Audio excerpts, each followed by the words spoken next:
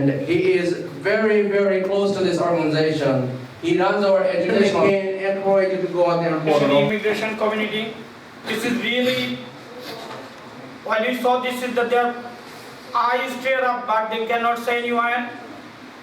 But we went to the police prison. Those 75 police prison is helping us while our people are really struggle. City administrator, they have immigration problem. We will know here is any immigration forms or any type of forms people can fill up. They can come in here. We can serve as a community. This is completely free, no charge at all. So anybody has a problem, we'll know this is the one. I also thank you for supporting on behalf of CIR Council of Immigrant Rights USA. I also thanks Sister Shama for progressing in the field of education, civic duties and other community service. It is very important for us to involve in the mainstream politics. So you must exercise our vote. That's why we can raise our voice. Delay of this piece to start our program, and I will ask Mr. Secretary to continue it. Thank you for your attendance. Thank you, everybody.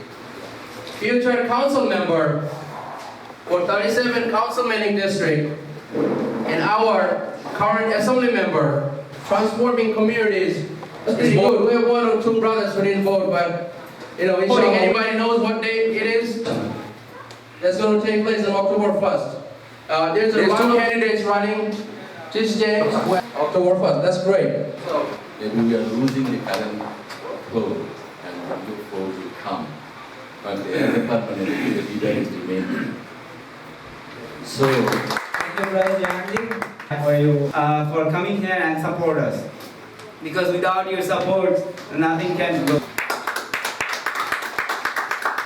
This person is a great teacher, our leader, and in this whole community, I've been seeing this person as a visionary. I was asking you to say something. Accept this award, and I thank the organizer who created this community center. And I just want to let all of you know it's been a pleasure to serve you. Locally and in the was Eric Delan's chief of staff for a few years, and I can say that he put a lot of effort and work into making sure that this society in East New York gets the resources it deserves. When the leaders came to us and wanted park benches on Liberty Avenue for our seniors, he got it done. When the mosque needed funding, he got it done. When we have issues around this community with policing, he made sure the police was aware of it. So Eric has worked really hard the past 12 years to make sure that East New York has become a better place. So I'll take this and make sure that he knows that you guys are very grateful. Thank you. Community is something that can grow and serve the city. Thank you. So people always ask me, so Espinal, why are you going from the assembly to the city council? The assembly has more power. You're a state official. You work for the entire state. But as an assemblyman, you really don't have much influence in your local community, and it's harder to work with local community organizations like this one to get projects and get funding for these types of programs and do well here in East New York. And I'm going to make sure that we work hard to make East New York one of the best neighborhoods, not only in Brooklyn, but in New York City. I'm delighted to be sitting next to you for what clearly you're doing in this community. It is, for me, I think, a true joy to witness actually New York in action, which is actually when neighbors work together to create harmony in our communities. Incoming council member, as we would say in Arabic, inshallah, may God will it so, in November. Your presence, I think, speaks magnitudes to what your commitment is in this community, and so it's very nice to meet you, and I wish you. And there was actually, I wanted to recognize, I think, this is really a pleasure for me to be here and an honor. Thank you for the invitation. I want to talk about a couple of things. I want to talk about, I'll give you a little bit of my background, and I want to talk about the work that the Mayor's Office of Immigrant Affairs does, and then I want to talk about you, right? I actually think, I spend a lot of time in our communities, and I will say that I really, really applaud you on your commitment to your community. There are not that many communities that are really focused on not just themselves, but the community around them. And so that, I think, is really something that I think is worth recognizing. You're recognizing people of other faiths, people of other ethnic backgrounds, other leadership models, and that, quite honestly, to me, is emblematic of what it means to be Muslim. So I'm just going to say that. I also think it's emblematic of what it means to be in this city. That is, to me, it's what it means to be an American, is when you actually do hand out, turn to your neighbor, right, and say, together we will make this a better place, right? That is the history of the city, that is the history of this country, and too many people have forgotten, right? I think I spend a lot of time, my father owned a grocery store.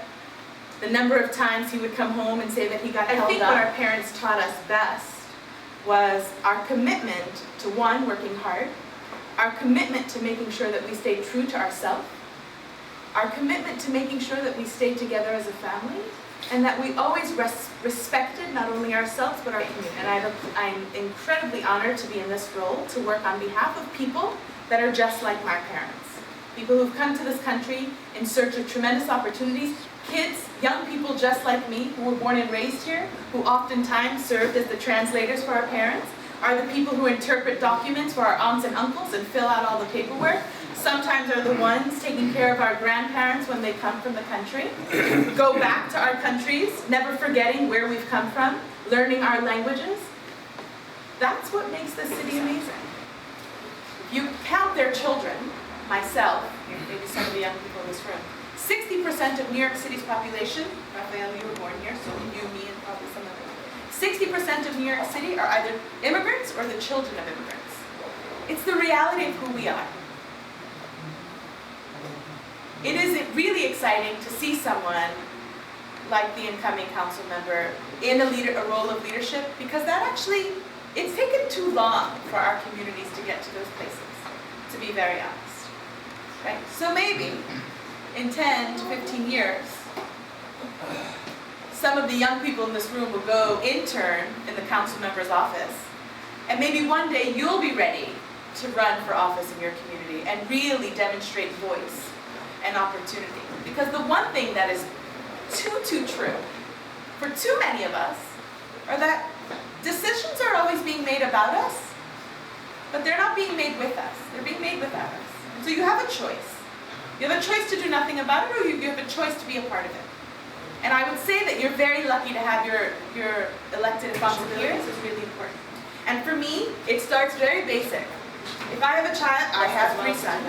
We can talk about what happens in a hospital and halal food in a hospital. Or more importantly, when someone passes away who is Muslim in a hospital, what happens? Right? Too often, when my father passed away, this was a real challenge for us. What happens? Every hospital has a community advisory board. Those advisory boards should be made up of people who are going to those. The thing that strikes me very much about this community and what you're doing is that you're not doing it alone. What you will do for East New York, you're not doing just for the Bangladeshi community. You're doing it for your entire community. So, brother and sister, please come out and service the community and make it stronger. Thank you.